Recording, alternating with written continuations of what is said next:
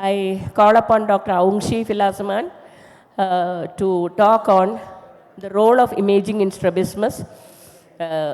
She is a pediatric ophthalmologist, did her fellowship in Comtrust Eye Hospital, and she is a pediatric ophthalmology consultant in Aradhana Eye Hospital and Geethanjali Eye Hospital in Eye and ENT Center in Trivandrum, and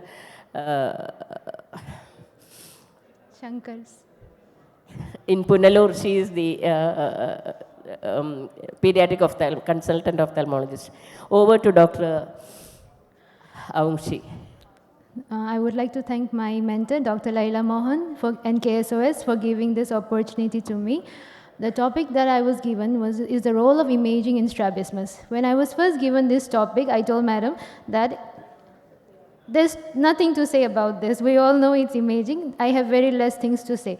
But when I actually started reading up on it and doing more things on it, that's when I realized you need 8 minutes for each topic that I'm going to talk about. But I'll try to make it as short as possible and easy so everyone can understand.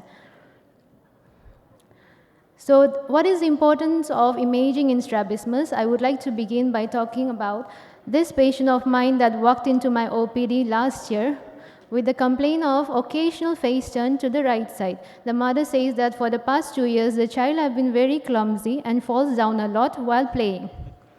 This was how the child was sitting in my OPD. On examination, the child had mild limitation of abduction of the right eye, and the child was not cooperating for PBCT, prism test. So on account of the acute onset of strabismus, I sent the patient for neuroimaging and pediatric neurologist's opinion, and I lost follow-up of the child for 8 months. When the mother and the child came back after 8 months, this was what the mother had to say. On the imaging table, while MRI was being performed, the child had an epilepsy episode, and the imaging could not be completed. A very short video was obtained from where it was found that the child had optic brainstem glioma. And the child was taken to Sri Chitra, and treatment was taken for there. In the past 8 months, the child had received 31 doses of radiation, and it was explained to the patient that the chances of recurrence are very high. Child is on remission right now, but on regular follow-up. And this is how the child came to me after 8 months. So, coming to imaging, MRI remains the mainstay for surgical planning and diagnosis of strabismus. We usually go for MRI of orbit with fat suppression to assess the orbital soft tissue and extraocular muscles. 1.5 to 3 mm cuts in the coronal plane is preferred. It helps to improve visualization of extraocular muscles. When to consider MRI, like I've demonstrated before, acute onset strabismus, complex strabismus, any nerve palsies, and if we're suspecting any neurological issues. It helps us to assess the anatomy of the extraocular muscles and connective tissue, and also if there's any problem in the intracranial visual pathways and identify inflammatory vascular neoplasms. Also helps us to identify various orbital abnormalities, which I will not be going into detail. When we get an MRI report, these are the things that we have to look for. Number one step, we have to make sure that the patient's head and gaze position during image acquisition, that is the interhemispheric sulcus, aligns with the vertical scanner of the machine. Step 2, we have to find the relative location of the extraocular muscles with respect to center of the globe.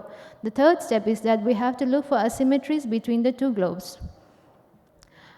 Like I said before, it helps to detect brain abnormalities. Periventricular leukomalacia, as it was said yesterday, is one of the most common causes of strabismus, and sometimes nystagmus and strabismus may be the only presenting symptoms for kids with periventricular leukomalacia.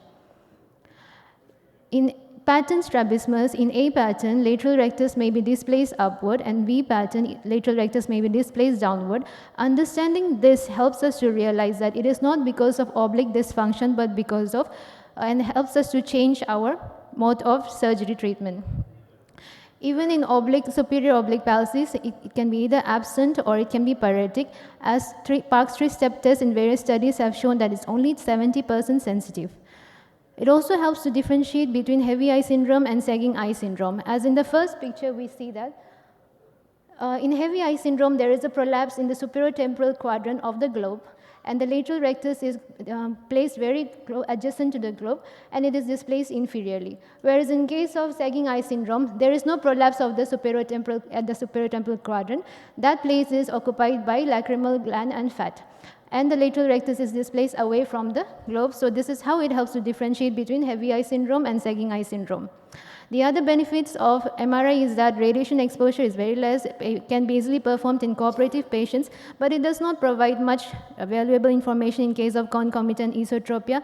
Neither can it help us to measure the limbus insertion value, contraindicated in claustrophobic patients, and then we need special training for that. The other thing especially limited in our society is that it is expensive, so sometimes the parents are very reluctant to do that.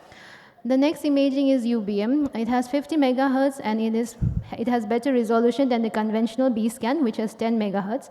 Helps us to find out the exact insertion of extraocular muscle and distance from the limbus. We put a speculum and the transducer is held tangentially over insertion of the muscle without putting the cup. We use a gel instead. Oscillations perpendicular to the limbus to obtain an axial cross-section of insertion, and the globe is held in AB duction for medial rectus muscle and AD duction for lateral rectus muscle with a fixation forceps. This is how the image will be obtained, and the area where we hold with the caliper will be seen as a shadow. We measure the distance from this caliper shadow to the muscle insertion, which can be seen as a potential space located between the global surface of muscle and sclera. Various studies have been done to compare the pre-op ultrasound measurement with the intra-op caliper measurement, and it has been found that all the measurements were within 1 millimeter of each other. It was very reliable in patients with prior strabismus surgery in case they don't have any records with them. Also decreases the risk of intraoperative complications like excessive manipulations, which causes bleeding and more scarring.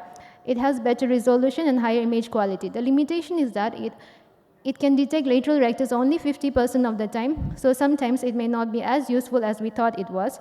And it can detect, the further the muscle is away from the limbus, the detection becomes more difficult. And it is easier to detect in case of resection as compared to recession, because recession leaves behind pseudotendon, which can be detected as false insertion. Sometimes there is overestimation of measurement. Since it's a contact procedure, sometimes the patients may not be very comfortable, and depending on the gaze, the measurement can also vary. The last one is anterior segment OCT. It has special resolution of 10 to 20 micrometer and works on the principle of low coherence interferometry, measures the echo time delay and intensity of backscattered and back reflected light. For this, the patient is seated, anterior segment biometry protocol is selected, and 15-degree temporal gaze for medial rectus and 30-degree for lateral rectus.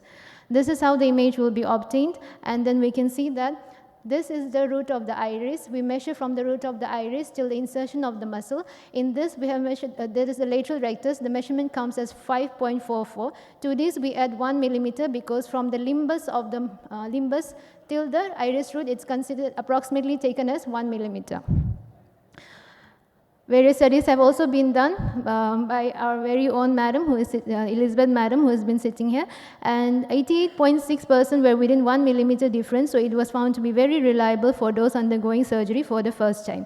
The benefit is that it's easy to perform, it's non-contact OPD procedure and highly accurate. The limitation is that we have already assumed that the measurement from the angle from the limbus to the iris root is 1 millimeter. We are not all different. There may be variations between each individual, and that can cause systematic error.